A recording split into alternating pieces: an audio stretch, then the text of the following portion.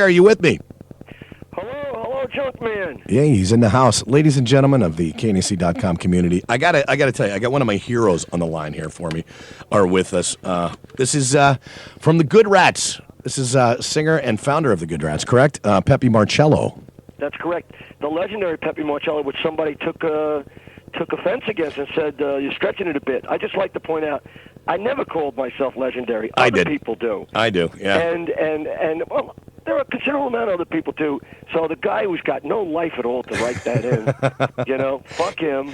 And all I call myself is like one of the greatest singers of all time in rock and roll, which I think I can still back up when you start playing the new stuff. Absolutely. I could back that up 100%. And anybody that's seen the Good Rats live, generations of people, I hate to say, but, you don't hate to say it, but, you actually, I'm kind of proud to say it now. Okay, good. I used to hate to say it. Yeah, people are saying, I'm not that old, man. Come on, generations, come on. But, yeah. Well, it is. We have our audience is, young kids, who grew up on the music because their dads were playing it. And, we have this thing called Rat Stock, and they bring, the dads bring their children, and some of them are bringing their 35-year-old sons along with their 2-year-old babies because, guys get married like 9 times. That's awesome. It is generational. That's awesome. That is absolutely awesome. Now, you're pushing, are we allowed to ask you how old you are these days? Absolutely. Okay, how old are you these days? I'm younger than Paul McCartney. I'll be 61 in December. Holy moly. Yeah. So you're up there in Ronnie James Dio ages and still belting it out, I might add. Yeah, I think he still belts it out too, doesn't he? Yeah, he does. Hell yeah, he does. He's a good friend of ours. There's a few guys out there like Steven Tyler that still hit the notes and whatever, and it's great because otherwise I would just think I'm a freak.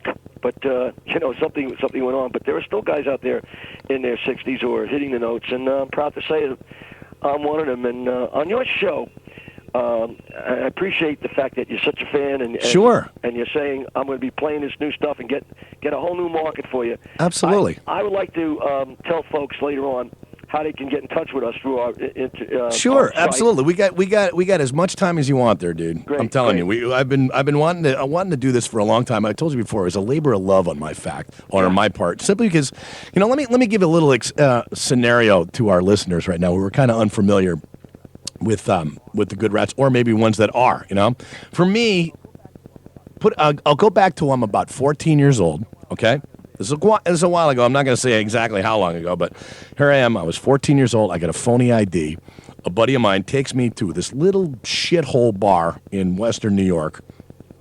And there's I go in the place and there's nickel beers, for the first 2 hours the place is open. And they're having some band called the Good Rats in there. I'm like, okay, this ought to sound pretty cool. I like rats or whatever it is, Uh-huh. And there's girls in there and there's girls dancing in there. And it's just, I'm 14 years old. I'm looking around. I'm like, this is cool. And then the lights dim and the stage is hit by these big, hairy Italian guys screaming out at the top of their lungs, I'm a mean motherfucker, with you being their singer, holding onto a garbage can and throwing out rubber rats. I went, you know what? This is for me. and live music has been a part of my life just about every single day, at least since then. And I just, I can't thank you enough for turning me on to like a whole new lifestyle. So I hold you vaguely responsible for that. So I appreciate that. You know what's great? Besides people in the industry like you who tell that story, guys like Steve Vai tell that story. Sure, absolutely. I mean, we're known as the most famous unknown band in the world because every musician, including you too, when they came to Long Island and were on LIR, said, gee, Long Island, isn't this where the Good Rats are from? So yeah. Other musicians were very, very into what we did. Yeah. The Journey, when we played with Journey a number of times, then Journey opened up for the Rolling Stones, and they were on a syndicated radio show, Robert Klein show, it was on NEW. Right, NEW in New York. Yeah. When they were still playing rock. Pardon? When they were still playing rock and exactly. stuff. Yeah. And he asked them, what is it like to play with the world's greatest rock and roll band? And the guy in Journey, I think it was the bass player, said, you mean the Good Rats? And all my friends started calling me up. Hey, so guess what? That's why we're the most famous unknown band, because most of the other musicians know us. Yeah. And respected what we did, And one of the things I like to do, and because I think it's so great what you're doing and having shows like this, and I want to stick it up the asses of regular radio and regular record companies by saying, look, we're still doing this. We're selling records. People are getting turned on to this situation without your help. Without, exactly. The annoyance of all your stupid games that you play and programming programs that you have. Some guy North Carolina telling somebody in New York State or Jersey or Connecticut what they should be programming. I want this to be a call to all your listeners to say, listen, let's make a point about this. Because I will write the record companies and say, guess what? Without your help and without the help of your radio stations, this is what I'm doing. I just sold 300,000 copies of the Play Dumb album. Wouldn't that be wonderful? That would be nice. So it's a national revolution, an international revolution for rock and roll lovers that I'm asking to join and check us out on the website and follow up on it. I would even like if they would order something from me and say that they heard this because they're listeners to your show. Sure. I would cut them, instead of $15 for the CD, a $10 deal, and just say, because then I would know these are people that heard it through your show, and I would thank them personally. Yeah. So, but I can't put that on the website because then anybody who catches my, goes to my website. Well, We'll go, I'll just say I heard him on the radio, right. On KNAC and get involved with that. So, I mean, I'm here making deals today. You sound like a true barter that you can well, be. We have to get going. Once I got a guy like you who's totally into this situation, absolutely, it's like, okay, the situation. Let's let's do this, and I totally appreciate it, and I will pay the next 3 months of your mortgage. That'd be nice. That'd sell a lot of records first, though, dude. I'm telling you, but. It's like you said, it is like, let's have a little rock and roll revolution, and I'll be the drummer boy, okay? You can carry the flag, and I can play the drum. And we can do that, we can lead into battle. We'll have a great time. And I would ask you, every time you play something from the new album, okay, if you can follow it up with our World Party Anthem beer song, because obviously I think that's the winning combination, but I also want people to hear the heavy new stuff. Quite honestly, I'll be honest, because we're on this kind of a station, the old stuff that I did, I love it. The fans love it, so on and so forth. But the newer stuff is heavier and probably more geared to your listeners. Yeah, let's talk about that right now. I mean, it's called, you called it Dumb. Tell us why you called it Dumb as opposed to like a full-on Good Rats record. It was called DUM, Dumb, and the record's called Play Dumb. So talk a little bit about that. Okay. Well, what happened was that since years ago when I started, I was playing with my brother and Joe Franco, who played with Twisted Sister, and well-known people, good players, all of them. And actually Bruce Kulick, who played with Kiss. I mean, I have a history of playing with great players. And we recorded, I think, 7 albums or so. And that was then. That was a totally different situation. And those are the songs that basically get played on classic rock radio. Right. And my son joined me, about 15 years ago. Gene had an album out on Sony called Destiny. And actually, by the band Marchello. That was his band back then, right? And we actually played that on KNAC for a while when we were a brick-and-mortar radio station. Yeah. And the story behind that is that the CBS had the demos, and they played it for Ozzy, and Ozzy was looking for a guitar player, and he loved the way Gene played. And so his wife called up here, and I couldn't believe it. I mean, that's like one of the great accomplishments. I was so thrilled. Ozzy, gee, I'm a fan of Ozzy's, Right. And I had played with Ozzy. I opened up shows for him in the past. And then so he came out to Long Island and specifically to see Gene. The word got out. I guess their publicity guy got it over to the local radio stations. And every guitar player was there with their tape, including a guy who used to play with me who didn't know he was coming out here specifically to see Gene. And the guy's name is Eddie Jelly, and he said, "Do you have a copy of that stuff I did with you? Ozzy's coming out and I didn't want to break his heart by saying, Ozzy's coming to check Gene out, and whatever." So he came out here, and Gene was just terrific that night. And Ozzy said, Gene Marchello, he's got guys like Zakk Wylde and Randy Rhoads, all those kind of names. But what happened was Gene got offered a deal on CBS because of his singing also. So he took the gig. He took the CBS gig, and he went on and did a couple gigs opening up for Ozzy, which was very exciting. So he eventually did a second album, but they never put it out. So he started working with me. We started gigging together. And then my other son came in. So it was a young band, even though I was the lead singer. The guys in the band were young, 2 of my sons and another guy. That's got to be the coolest thing in the world, being in a band with your own kids, man. That's got to be awesome. Your other son, Stephen, of course, being the drummer in the band. Yeah, and what's great about it is it's not like some old dude some people knew said, I'm going to be playing with my kids, and we sat down there with acoustic guitars and did some lame stuff. I mean, it's like playing with the Van Halen brothers with Gene and Stefan. I mean, that's their style. In case anybody out there is wondering what these guys are all about, Gene grew up on Eddie Van Halen and Randy Rhoads, and that's a style of guitar playing which I think a lot of people miss in today's music. And Stefan's a banger on the drums. So because it was a younger situation, and because we had this song about drinking beer, I didn't want, and it was going to go out to colleges, and there was a Clear Channel guy here who was very interested in doing stuff. Oh, we know all about them. Yeah, exactly. and I didn't want somebody to get it in college and say, "Gee, that was my father's favorite band," and date it. Right. So I said, you know what? I'm going to call it by a different name. And we did a video where like all my fans got together and we did this video about drinking beer and having a party.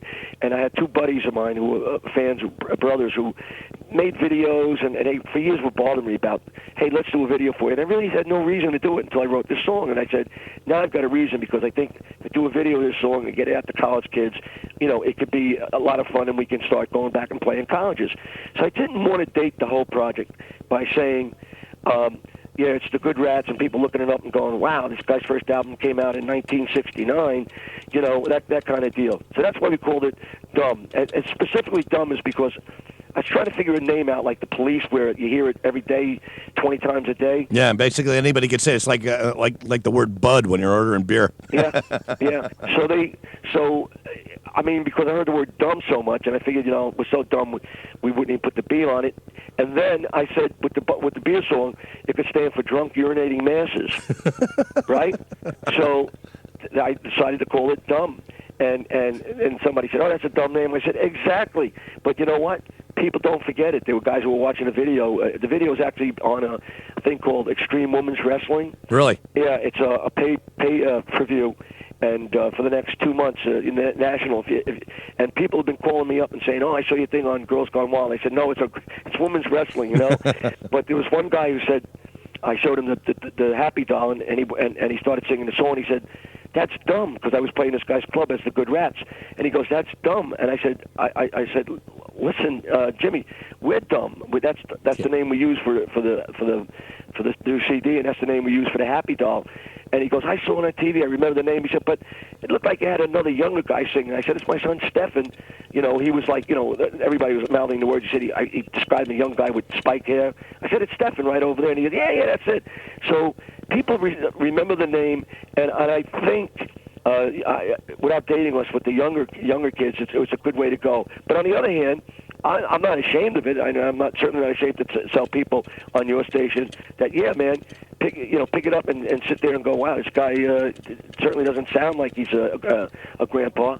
So you know what? It'll surprise you these days. They're getting younger and younger. Because you hang out with your kids all the time, rocking and rolling, and we do shows with the younger crowds too. It really is a good way to fight back the old age. Absolutely. Well, let's play something off that. You want to start out with the World Party Anthem, man? Sure. It's all for all. I want to talk about the beer song. Sure. Yeah, it's all for the beer drinkers out there. So this is from the album from Play Dumb by Dumb, a.k.a. Peppi Marchello from the Good Rats and his sons. It's called the World Party Anthem. It's all about drinking beer. So we're going to be right back with Peppi in just a moment or so. So hang on the line there, dude. I'll be talking to you on the break. Crank it up. It's KNAC.com, the loudest.com on the planet, and this is Dumb. Pure Rock of the Net, KNAC.com, the loudest.com on the planet right there. Of course, I think I had you potted up the whole time there, dude.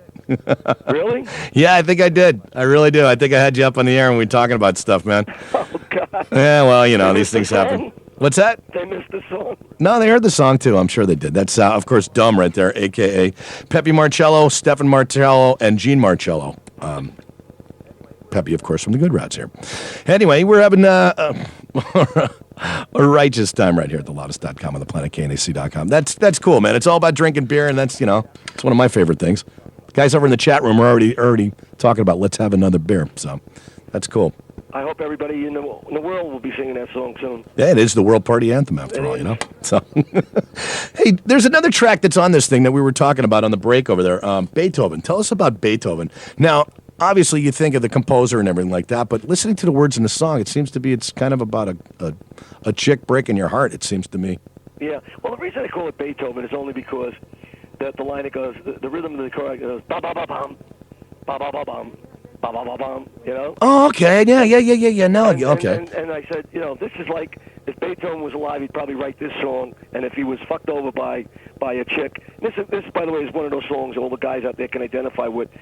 As bad as a girl will treat you, you'll still want her back at the end, and you'll demean yourself to get into her pants. Oh yeah. So, but that's why I call it Beethoven. But that's a lot of people go scratch their head and like, you never say Beethoven. What the heck is that all about? Yeah, I was wondering that myself when I third. But now that you mentioned with the chords and everything like that, of course, there you go. Well, back to being a musician, if I think I lifted something from somebody, I'll give them the credit for. And I don't think Beethoven could sue me for this. I really don't think so. Yeah. To be honest with you, I don't think he could hear it. Even when he was alive. Well, look, you have the loudest music in the planet. Is that what you were saying? Yeah. So do we. So I think even Beethoven will hear Beethoven. It comes right at your face right away. Now, you guys did this a couple of years ago. Yeah, I did. I recorded that. It'll be finished about 3 years ago. I had open heart surgery, and I hadn't done anything. Wow. I hadn't been back in the studio since then. Yeah. So, yeah, that was done 3 years ago. The songs though on the Play Dumb album, some of them date back to my Good Rat days with the original, what we call the original Rats. And there's a song on that Joey Ferrari, which was on my first album, Cap Records, that I was always getting so much mail from, especially when internet came on, and especially from Europe, about the Joey Ferrari being such a great song. And it really depends. If you have a good rock and roll song, it really depends on how you record it, and if it's going to sound like it's up to date. Mm-hmm. The older Mr. Mechanic, it just sounds a little bit more dated, obviously, than the new version that we did on Play Dumb. Right, exactly. Because I'm playing with different guys from this era. Yeah, it's got a different feel to it, man. Yeah, and if you're a diehard Rat fan who grew up on the one way, you might go, I don't know, but our feeling is that kids hearing it for the first time, when they hear the Play Dumb and then they go back and listen to the old Rats, they go that they prefer the heavier stuff. Right, exactly. So it's really like what you're into. But I mean, yes, the stuff on the new record is really just geared for like let's imagine that the '90s didn't happen. Yeah. And imagine that though. Pardon? That wouldn't have been so bad. Yeah. Well, I have to be honest with you. I'm not one of those guys that always looks back and go, "Oh, in my time." Right. They had some great bands in the '90s. They got some great bands today. Yeah. But radio has stopped bands from being creative, and certainly has stopped virtuosity. I mean, like one of the songs on the new album is called Rock Radio OLD. Right. And the line that says, "It's been 20 years since Eddie V." Where are the future Eric Claptons? Where's the next Jimmy Page? It's been 20 years since Eddie V. We need new heroes on our stage. They pretty much hear a guitar solo. The record companies say, well, wait a minute, a guitar solo, that's passé. In the meantime, it's like, what do you mean it's passé? The great players, if it's so passé, why do you play Jimi Hendrix all the time on the stations? And why do they play some of the great guitar players? I'm drawing a blank right now. But all of them, man. I mean, every 10 years it seems like there's somebody that just breaks all the rules and just becomes the next guitar god. Yeah. I mean, obviously, this time around there's people that are new that are coming. I can go through about 100 different bands, but it's besides the point. But yeah, you're right, exactly. Where are our heroes these days? The musicians' heroes. It seems like it's all about the what they look like and the attitude and everything, as opposed to the chops. So. Yeah. Well, radio, with even the beer song, we have that line, and their sons are lazy boys and their daughters all are whores. I mean, we got the Clear Channel people. You would think what we said, and I said, hey, listen to the heavier stations out there. Like in New York, it was K-Rock. Right. With that Howard's on, and I mean, whore, and they don't bother bleeping that out. But commercial radio stations are like so worried about what's going to go on. Will this record chain carry this thing? And it's just like so confining to you between your lyrics and solos you want to play, or if you decide that the people deserve to hear the kick drum a little louder, everybody gets offended by this in the music industry. That's why I want to send a message to them to say, you know what, there are millions of guys out there, millions of guys who love that kind of music, who still go home and turn up Ozzy or Black Sabbath. You want to talk about response? I see 25-year-old kids responding to War Pigs like as if it was brand new and on the top of the charts. Yeah, it's good. There are people out there who are starving and dying, and that's why they're listening to shows like yours. They want to say, "Hey, we want to hear that kind of stuff. We want to hear this guy wail on his guitar." Exactly, and we know that's the truth. It's just these lawyers or whoever it is that are running the record companies these days have no idea. They're just looking strictly at numbers and not about content. So they think that every artist should be on American Idol, and I mean I always laugh when I watch shows like American Idol and Star Search, and I said, "You think Mick Jagger could ever win that? You think Robert Plant would ever have won this contest? It's or any of the had their own style, Well, come on, you could sing rings around those guys, Peppi. Well, thanks. We hope that your listeners will hear this stuff and go, yeah, he's really telling the truth. By the way, I just want to tell you, listeners, every now and then you hear a beep. That means somebody's calling in, huh? Being investigated by the FBI. Well, nothing wrong with that. Every now and then, they just got to keep tabs on you. Well, the name is Marchello. Yeah, exactly. You got all your brothers in the mob and the mafia, right? Yeah, exactly. That's it. So, all right. Well, let's give, like we were talking about Beethoven. Let's play Beethoven right now. So right. This is the latest from Dumb. I got Peppi Marchello on the line, and we're going to be coming back to him in just a second. So crank it up. It's loudest.com on the planet, KNAC.com. This is called Beethoven. Pure Rock on the net, KNAC.com, the loudest.com on the planet. And Dumb right there with Beethoven. You can hear it now, can't you guys? With the Peppi, you got that? Oh, yeah. Yep, they got you, man. They got it tagged. There's a couple other people that came on that on the chat room over here that are interested in that as well. So cool. Very cool, man. Very updated sound. We're loving it. Now, we were talking about the guitar solos. We were talking about, the fact is there's bands in our genre on KNAC.com that are doing stuff like that, but not in a lot of real, mainstream, so to speak, things. This next tune that I want to play on the record, Ashes to Ashes, features your sons, of course, just totally ripping it up. Tell us about the song Ashes to Ashes just a little bit. Well, it's Ashes to Ashes actually was a song that I had written a number of years ago, and when my son got his deal on CBS, the album was called Destiny, and it was Gene singing Ashes to Ashes, but adding a line, "You Are My Destiny," which I had taken out since then. Because when the CBS deal was over, it was a song that I had written, and I loved it. And I said, do you mind if I do my own song? And he said, fine. So we did it, and it's just a straight ahead rock and roll song with a great break in the middle of it. If you're a guitar player, you're going to love the breakdown on this thing. And what the meaning of it is like, I don't even know half the time when I write lyrics. On this one, it's a guy and a girl, but my guy and girl stories are don't come off as very romantic and almost, even Me Motherfucker is a guy and a girl story if you listen hard to it, But all I know is it's been one of those songs that when we do live, people are just like totally into it, and other guitar players come up and comment. Even Joe Franco, who was the original Good Rat drummer, saw us recently at B.B. King, and we did Ashes and Elbow, along with a lot of the older Good Rat songs. And Joe said my favorite things that you did tonight were Elbow and Ashes to Ashes. You like that? So, and I thought that was pretty cool for him to acknowledge the fact that maybe we're getting better.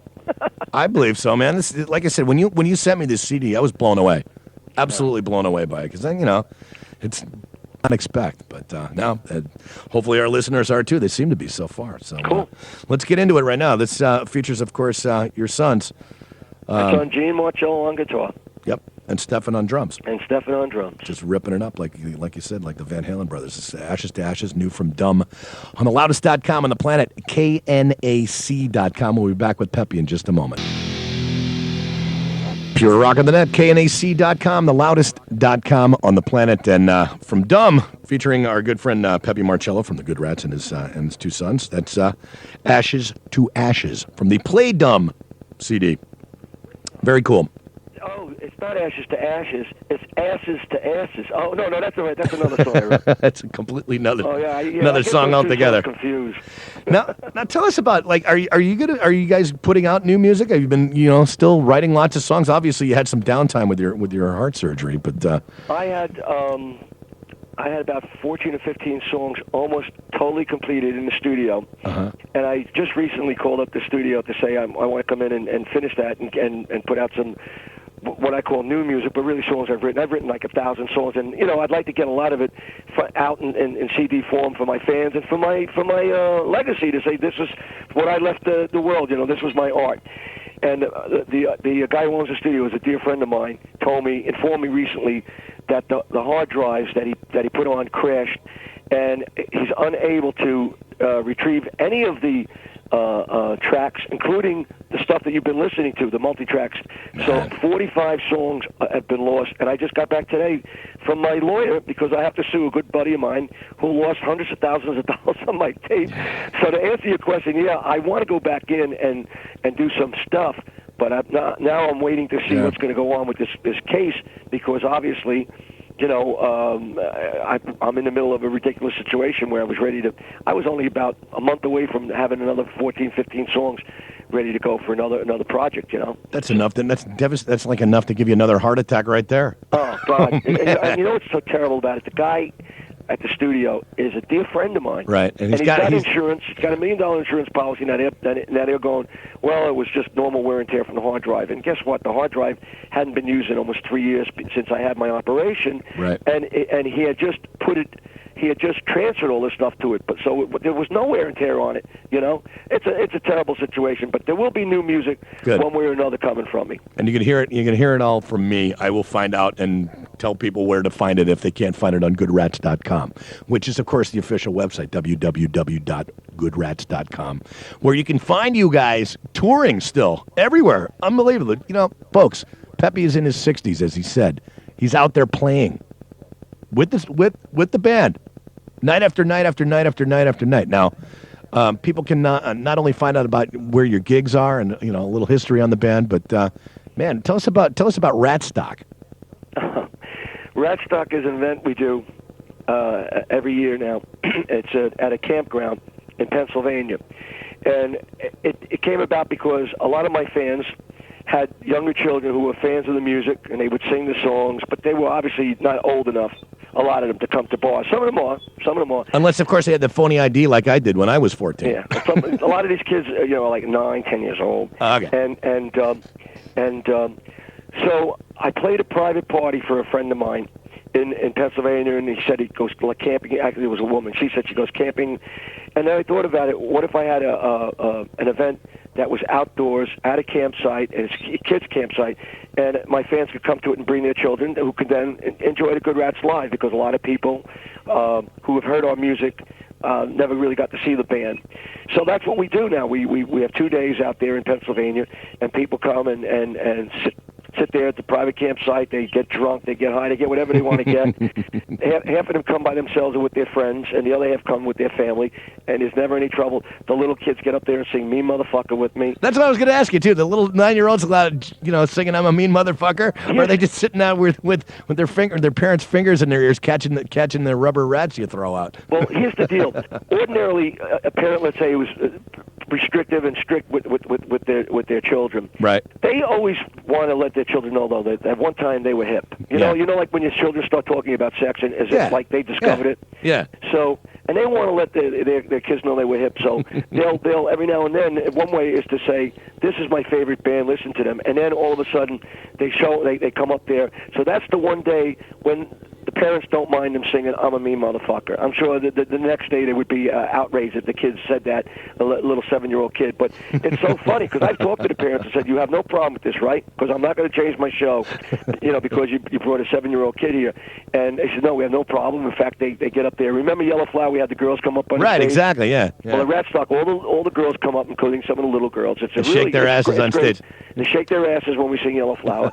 And all the guys come up, and I explained to the young kids, I said, make like it's wrestling. You guys watch wrestling here. I said, make like you're a tough wrestler, and make muscles, and and make like you're punching somebody out every time I say I'm a mean motherfucker. And they go along with that, and we have a great time. So that's what Ratstock is. Once a year in August in Pennsylvania, Mount Pleasant. If people are listening in on this and say, hey, that might be something that might be fun, everything will be on the website that they can find out. But I want to again remind people, if you say you were listening to this show I'll take $5 off the price of those CDs for you, and I'll keep an accurate record of like how many people came through on the show. Look at that, huh? Is he a swell guy or is he a swell guy, huh? A revolution. We need a revolution out there, folks. Let everybody know you still love heavy rock and roll. You still love guitar playing. You still love banging drums and screaming vocalists. And let's get rid of the Clay Aikens. Yeah, there you go. Well, that's that. Like I said, this is what our people are all about. Yeah.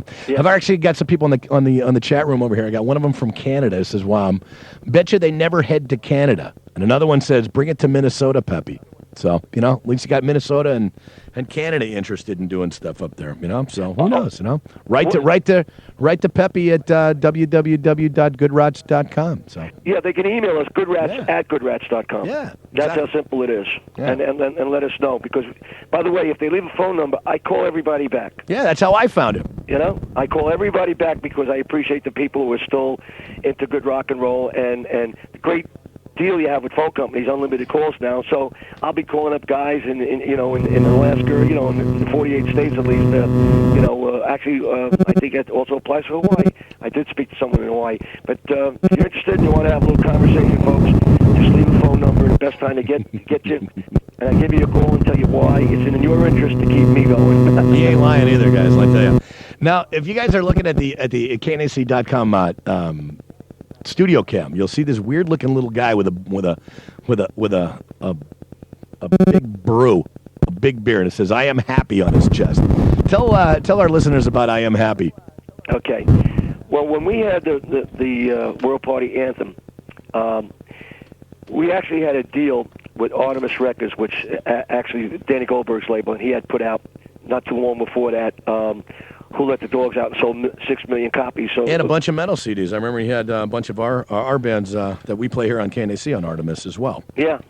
And he was very much into it. Danny Goldberg, going years and years back, started as a publicist for Led Zeppelin and then got involved. He started his own management company and actually managed the Good Rats in 1975, 76. Wow, right around the time I was watching you guys. Yeah, and what happened was somebody played him somebody from Clear Channel, a guy named Bill Skull, played Danny the Beer song, and he loved it, and they just both thought this is going to be the definitive college drinking song.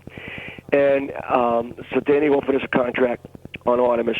We got the contract the first week of September 2001.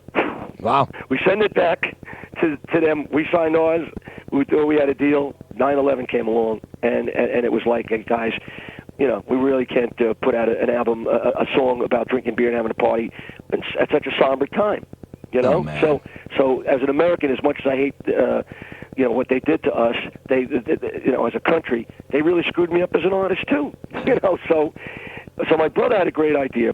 He said, the Singing Fish that they have out there, and they sold like 23 million of these. Oh yeah, those little Billy Bob Bass jobs. Yeah.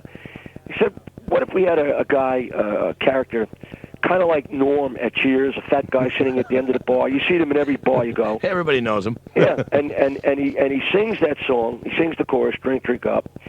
And he says some funny things and so on and so forth. And started from that idea, and then I got a friend of mine who did the artwork on some of stuff I did, very terrific guy, Al Piccola. And he drew the character, and then we got a financial backer, and then we sent it over to China, and they developed it. It took like a year to get to the point where it is now with the 4 motors and the singing and the belly and the leg moving. Yeah, his leg moves in time while he's talking. It really is the Rolls Royce of those kind of toys, It's cool. You watch the lips moving too. It's in perfect sync. It's not like but it took some doing. I mean, the Chinese would send it back to us at half tempo, at half speed, like yeah, right, exactly. They don't hear that. I don't care if they speak the language or not. But anyhow, so we finally got it done, and it's called "I Am Happy." It was originally the Beer Buddy, and Budweiser was interested in doing something, and after a month, they decided, well, it might be pushing beer as a cartoon character. Remember, like the Camel's character? Yeah, right. That was it. So they decided not to go with it. And then 2 months later, we get a letter from them saying that they're going to sue us because we were calling it the Beer Buddy, and that was so close to Budweiser beer, which is so stupid. Yeah. I mean, once again, it's lawyers getting involved where they shouldn't be involved. Yeah. So Well, lawyers told us, look, you can beat these guys. It's silly, but it's going to take 3 years and probably like $500,000. So at that point, he said, let's come up with another name. My brother came up with I Am Happy because one of the things he says is, after he burps, he goes, I'm happy. So we said, okay, well, that's what we're going to call this guy. And he's available through the Internet you can, when you go to the Good Rat site, they'll tell you how to do it on another site, Marchello Enterprises, and you see how he moves, what he says, so on and so forth. And hopefully we're going to get him into the stores. We were hoping by this Christmas, but it looks like we're going to miss this Christmas also, because there's always something going on with this guy. We might have to miniaturize him too, because people are saying he's too big and too expensive. Really? It's $39. I mean, too expensive. Spencer Gifts would say, "Oh, we'll order 35 to 50,000 if you can cut the price down." But they want us to sell it to them for cheaper than it costs us to manufacture. But we made a mistake in that respect. We put 4 motors in him: his legs, his belly, his head, his mouth, his arm. Everything is moving on this guy. I love him, man. I love him. Yeah, he's great. He's a fixture on my bar at Junkland, which is my house. Yeah. And my neighbors love him too. So even my dog barks at him when he talks. I'm going to try to stick the studio the studio mic over here so we can actually hear him. And I'm going to go press the little button, see if he talks. So hang on for a second. You can hear him.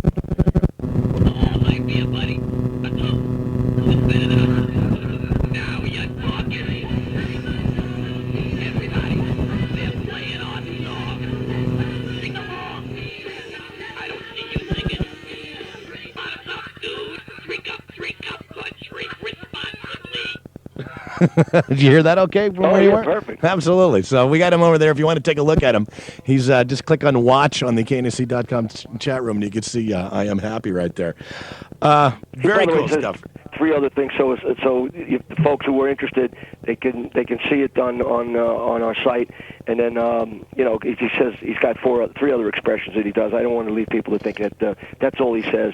He burps. He says other things. He's a fun guy. Hey, it's great to have around. He's another one of your pals to have at your next beer party. Oh yeah.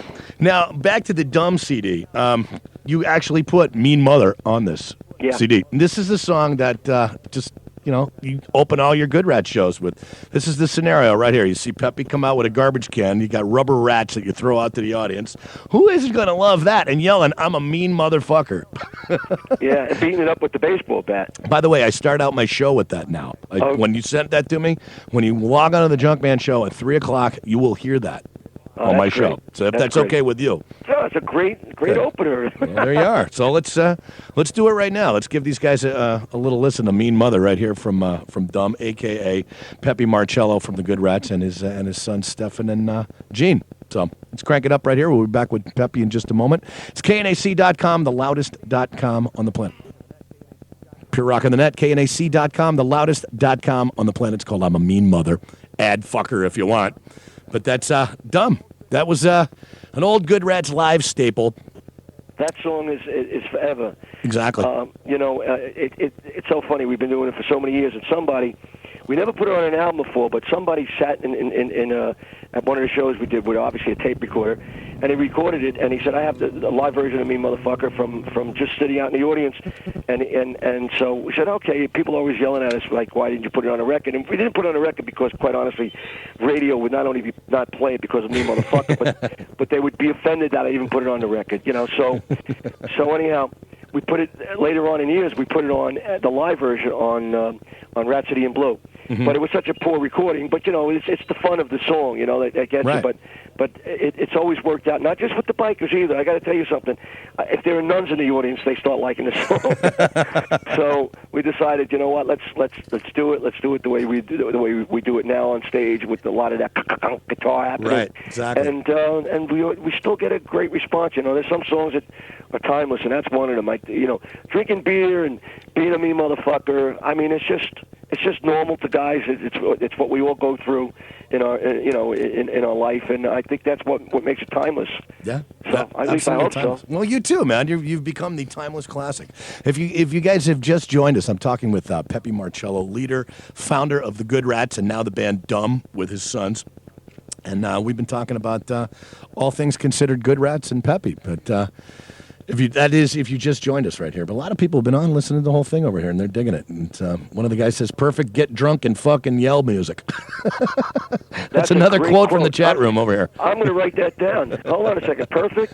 It says, "Perfect, get drunk as fuck and yell music." All right. That's from Diesel Gus in Canada. That's great. Yeah. Hello, Canada. How you doing? I'm gonna ask your audience again. Everybody, if you like what you're hearing, tell your friends, spread the word for us, and I will personally send letters to the record companies telling them to go fuck themselves. The people have spoken. They like good, heavy, fun rock and roll, fucking drinking and yelling music, and maybe we can make enough of a statement that other bands who play this kind of stuff, loud rock and roll with melodies and bombastic drums and guitar playing, maybe they'll start signing bands like that again, and we can have fun with our music instead of listening to this mindless shit that they, for whatever reason, keep throwing at us. Exactly. For way too long, I might add, too. It's just like you keep waiting for this trend to end, Oh, exactly. I mean, I was waiting. I've been waiting a long time. I tell people all the time, I think it was Tony Bennett who won a Grammy when he was like 67 or 69, and I said, I got some time yet. Yeah. But I mean, if I ever won a Grammy, I would first of all have a heart attack from being amazed by it, and I'd say I sold out because and I know my music is still good. When my mother and other people say it's too fucking loud, can you turn it down? And why are you screaming? And your mother is quoted as saying those exact words right there, huh? Yeah. It's too fucking loud. And so if I start playing and all of a sudden I don't have complaints from the club owner and the people living upstairs and stuff, I'm going to go, it's time for me to quit this damn business because, I'm not offending enough people. Rock and roll has always been to offend. Mm-hmm. People have fun, but you're always on the edge, whether it's your lyric or your demeanor. I mean, it's Howard Stern's key to success, isn't it? Yeah, absolutely. Offending look at him. people. And I think if you study rock and roll, you sit there, even the Beatles, who were very melodic, whatever, their lyrics certainly offended plenty of people, who would say, who do these guys think they are? And who is this guy John Lennon saying this and that, You got to have an edge to your music to be appreciated, and by the masses who like this kind of stuff, Otherwise, it's American Idol again, I hate to repeat myself, exactly. but Or is this going around here pussy music, all right? Really. Or I can't get no pussy music. It's funny. I can't get no satisfaction. When I first heard Satisfaction by the Rolling Stones, I was banging on the wall, kicking up there. I wanted to punch somebody's fucking face in. Just that fuzz tone. Yeah, right. It was so fucking heavy and hard, and and I can't get satisfaction, and it just made me want to get up and do something to somebody. That's what rock and roll should do. That's what me motherfucker should do. And Beethoven should do to people. It's the other stuff that makes you want to sit back and go, geez, I want to go to sleep, It's so preposterous. And also, what's with the one note that these people don't hold at the end and they sing 48 up and down the scale and stuff? It's like, Jesus Christ, hit the one note and stay on it. I hear you. Modulate, daddy. Come on, man. Move on it, man. Come on, man. Get in the pocket. Come on, work something there, 40 minutes to sing the national anthem because you have to add 50,000 notes at the end of each phrase pisses me off. I hear you. Yeah.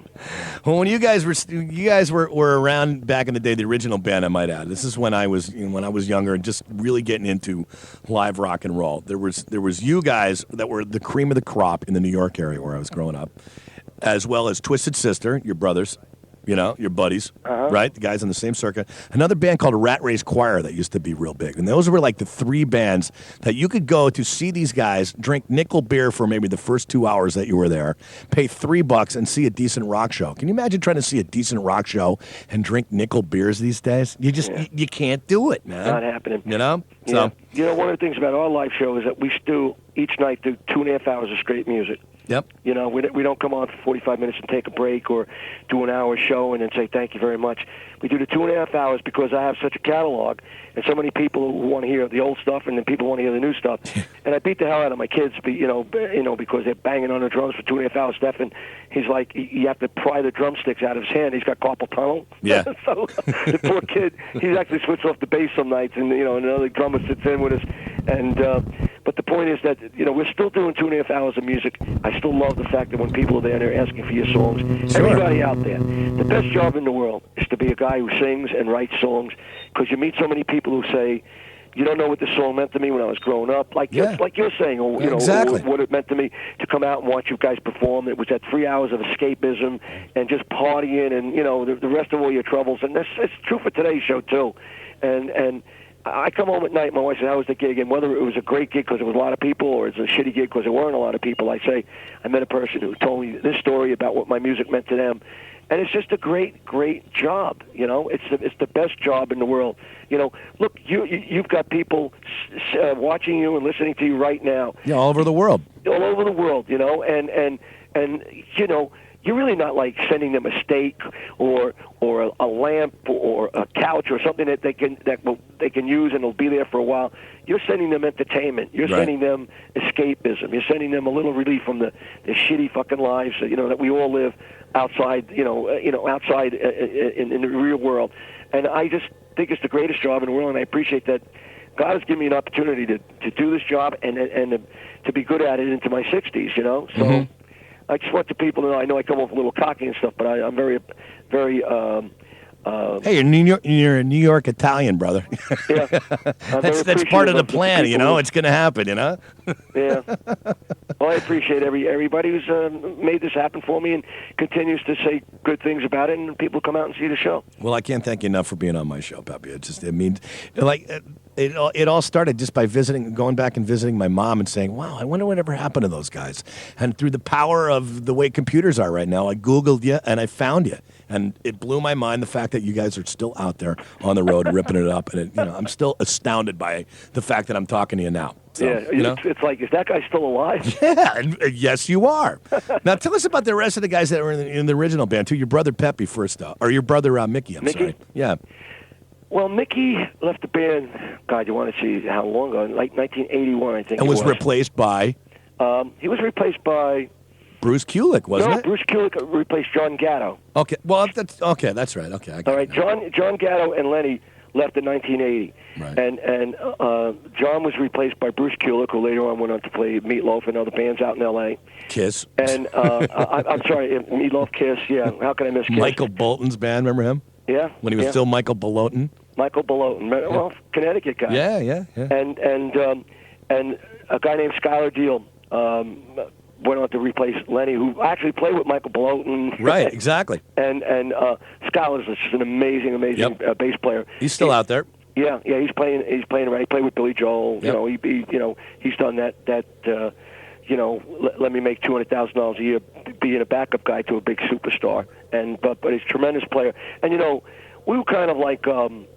Skylar was the first black guy to ever play in the Good Rats, and he was 16 years old when a friend of mine said, you got to hear this guy play bass, and I said, let's do a couple of shows, and I said, it's rock and roll, and we do stuff kind of like The Who. I'm trying to pick up bands that he might know. He never heard of The Who. He knew Stanley Clarke. He knew this and that. So he's a great guy, Skylar, and he credits me with bringing him into the rock and roll business, because other than that, he would have been probably just a jazz player and a funk player, and he's made a good living, playing for guys like Billy Joel and Michael Bolton and he and other artists, and he's also played some metal projects. I mean, he's such a great player and a good guy. I appreciate the fact that he always gives me credit for bringing him into the business that way. So anyhow, he replaced Lenny. Then when my brother Mickey left, he was replaced by a guy named George Tebbett. Mm-hmm. And the song I played with 300 Boys is really the Michael Jackson story, but it could also be the Good Rat story of how many guys that have been in and out of the band. That's what I wondered about that, what that song was about. After 300 Boys, what's going on here? It's about a pedophile. Okay, there you are. Who is a teacher in a school overseas, like I guess in England.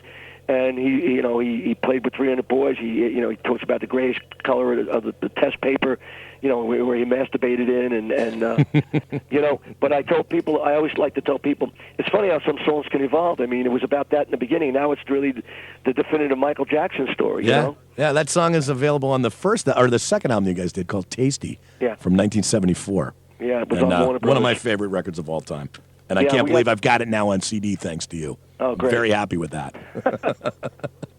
But yeah, go get it. Go to goodrats.com, www.goodrats.com. The catalog is available on CD now.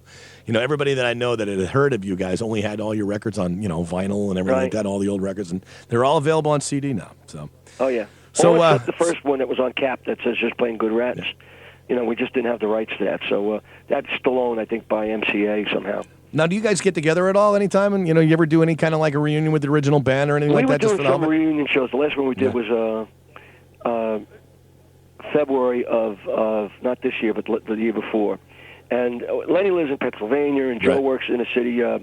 Joe owns a couple of recording studios. And now I see Joe every year. There's a National Association of Music Merchants, the NAMM convention. I see him out there. He comes out to that just about every year. Yeah. And I bump into him. I always say, look, I'm a big Good Rats fan from back in the day. And he always smiles, so it's very cool. So I know he's around. So he's really tied up. It's a funny thing. Joe was having his children at the same time I was having my grandchildren. Oh, wow. I always said, there's something weird about this, Joe. Hey, he's a drummer, yeah, exactly. So, so it's hard to get him and Lenny to come about and, get them together for reunion shows. It's a little tougher. And, of course, Mickey, you see him on holidays, right? Who, Mickey? Yeah.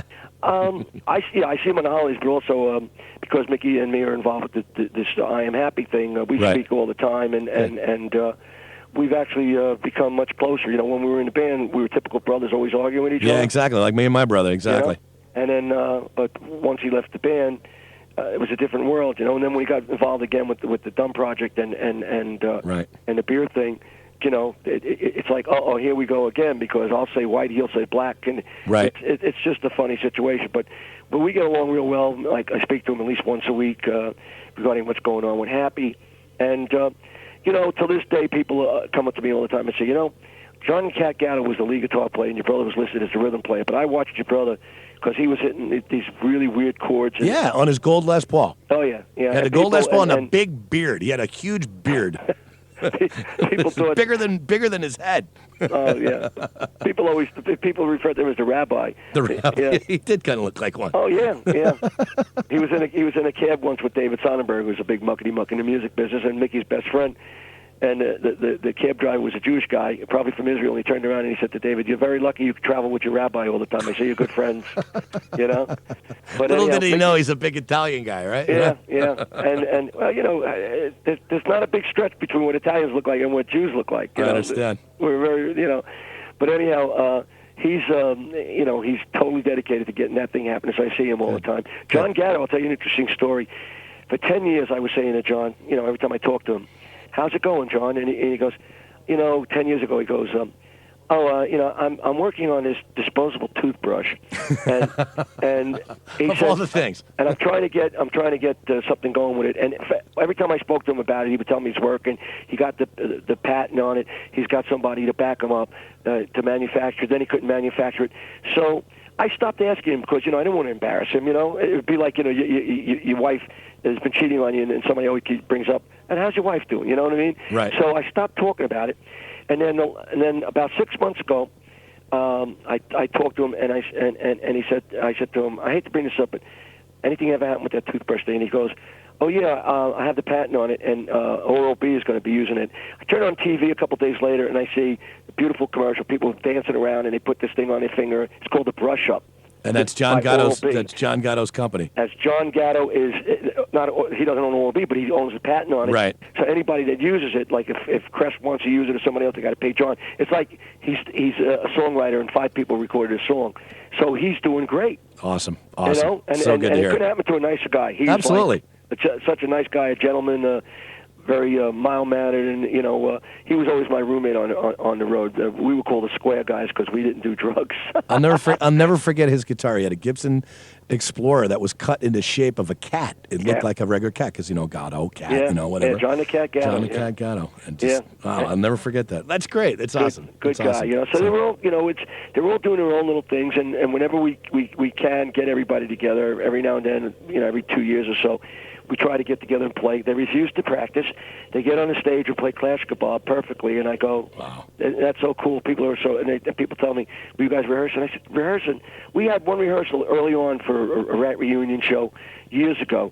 We went up to my brother's house, and we were going to do a vocal rehearsal to get the harmonies together. Now, I've been doing this for years, never stopped, so why do I need the rehearsal? But I'm there to sing the lead parts and the third partner in the harmony. We get up to there, and Mickey brings out a big bowl of pot, and him and Lenny are getting stoned, and I don't smoke. And I'm sitting there, and I'm saying, this is why I'm here to rehearse with, songs that I know and perfectly, and you guys, like, for every 2 notes that we sing, you guys smoke a joint. It's Cheech and Chong over here. Forget about it, So at that point, I just said, screw the rehearsal, let's just do the thing. And these guys have always delivered at the reunion shows. That's great. Yeah. Well, once again, I want to thank you. I want to thank you for coming on and hanging out with us and telling us all about stuff. And hopefully we get you some new listeners over there. But the website, once again, for those that are just coming on, is www.goodrats.com. And if you want to get in touch with Peppi himself, just email him at goodrats@goodrats.com. Correct? Correct. All right. Excellent. Cool. And I hope to hear from the folks. And like I said, leave your number, folks. I'll get back to you. And one other thing, appreciate, anytime you want to, discuss things, and I appreciate your helping. And I hope it generates enough income that I can retire and never speak to another person again. Hang on on the line just for a second there, Peppi. I'm going to leave tonight with a classic from 1975. I believe it is, from the Rats to Riches CD. One of my favorite CDs, and the first track, Taking It to Detroit. Tell me just a little bit about that. I know we're kind of pressed for time a little bit, but let me know just a little bit about that song. I know it's kind of dated. It talks about Seeger and Kiss and being the big thing in Detroit and everything, and at the time they were, but tell us a little bit, why Detroit? What was that all about? Well, Detroit was a rock city. Right. Detroit, Rock City, Kiss. A lot of good rock and roll was coming out of that. We had met Bob Seger along the way. Kiss were from our area over here, and those guys were actually, we knew each other. And we then played a show. We got booked in a show at, I think it was Ford Auditorium in Detroit, and we played with Heart. And it was a tremendous response early on. Right. And I decided to write a song about that that reaction that we got in Detroit, and just say, hey, we're taking it to Detroit. My idea was, once you get to Detroit, you really made it as a rock and roll band, because that's where some of the great rock and roll bands were coming out of. Was Grand Funk from that area? Oh yeah, Flint, Michigan, yeah, absolutely. So it was. Yeah, Iggy Pop and all the rest of them too, as well too. It's like what we were talking about before. You had the Seattle sound for a while, and you had everything out of L.A. from Welcome to the Jungle, Yeah, right. And Detroit was well known in that time for being a rock and roll area. A lot of the Midwest still is. We're told a lot of the Midwest still appreciate good, heavier rock and roll, including the clubs. Because like the New York scene in Manhattan, for instance, is basically dance oriented. Right. There's no real rock scene back in there. It's hard to compete against Tintin. Well, since they closed down L'Amour's, there is no place to go for besides B.B. King's, right? Yeah, and even B.B. King. They feature artists from 10 years ago, 20 years ago, like us, and we did a show with the Smithereens not too long ago there. Another great band. Yeah, and then and then later on they have a tribute band. So they do the headliner acts early in the show, and then they clear the house, and then they bring on a tribute band, and the Who tribute, right? And U2, and so on and so forth. So it's not really like the way it was, where you can go into a club and hear some new stuff, hear original stuff, and because the club had a reputation, they were bringing in really good bands. So that scene, hasn't happened here in New York, but I understand it's still, the Midwest is a place where, Ohio, for instance, is still a place when you go into a club. Hey, Cleveland's the home of rock and roll, man. You know? They're expecting you to kick some heavy duty ass. So that was the Detroit situation when we were sitting there going, boy, I would want to, if you can make it in Detroit, you're playing rock and roll, that kind of situation. Well, let's do just that right now. Hang on the line just for a moment, Peppi, but I want to thank you all for listening, and thank you for being on the show there, Peppi. It's been a real pleasure for me. Well, thank you, Mr. Junkman. You got it, brother. It's KNAC.com, theloudest.com on the planet, and a classic right here from the original Good Rats from the Rats to Riches CD. This is Taking It to Detroit. Once again, it's KNAC.com, theloudest.com on the planet. Crank it. Pure Rock of the Net, KNAC.com, the loudest.com on the planet from the 1975 CD from Rats to Riches. That's Good Rats right there. And taking it to Detroit. Once again, thanks a lot to Peppi Marchello for calling in. That was fun for me. I hope you guys liked it. I hope you guys are into it.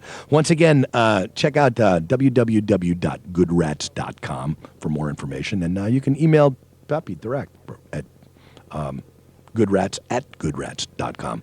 So check it out. They got music over there, got CDs available to let you know where they're playing. And, of course, we got Mr. I Am Happy over here. If you don't know what I'm talking about, go and click on Watch on the homepage and you can see him. He's very cool. All right, I'm Junkman in the house with you guys. And as